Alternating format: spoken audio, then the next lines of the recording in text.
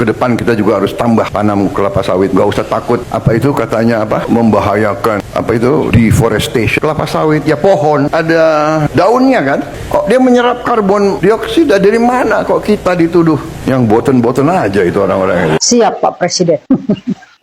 Bapak bilang jangan takut deforestasi. Dan Allah menjawab kontan pernyataan Bapak. Ini jawabannya. Jawaban ini bukan dari aktivis, bukan dari oposisi, apalagi dari pembenci Bapak. Tapi alam yang menjawab langsung pernyataan Bapak. Lihat, menurut Global Forest Watch di tahun 2001 sampai 2024 itu, ada sebesar 32 juta hektar kita kehilangan tutupan pohon. Artinya hampir 20% kita kehilangan hutan dibanding tahun 2000. Itu baru data nasional dari Tapanuli. Belum lagi Kalimantan, Sulawesi, Papua yang lahannya terus dibuka untuk hilirisasi dan untuk kelapa sawit. Kita buka lahan kelapa sawit, oke.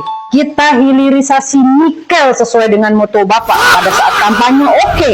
Tapi yang mati duluan itu siapa? Yang Bapak bunuh itu siapa? Hutan dan rakyat Indonesia. Jadi yang mau dikejar ini apa? Devisa negara, tambang yang nilainya miliaran dolar. Ditutup oleh sembako penduduk sekitar. Bapak lihat lagi habitat gajah Sumatera. Bapak rela mengorbankan mereka. Mereka juga adalah penghuni bumi Nusantara ini. Mereka berhak hidup.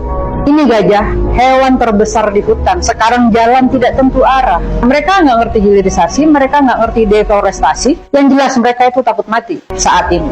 Dan ini orang hutan. Bapak lihat, orang hutan turun ke lokasi tambang. Dia ini bukan karyawan, dia bukan mandor, dan dia juga nggak gajian.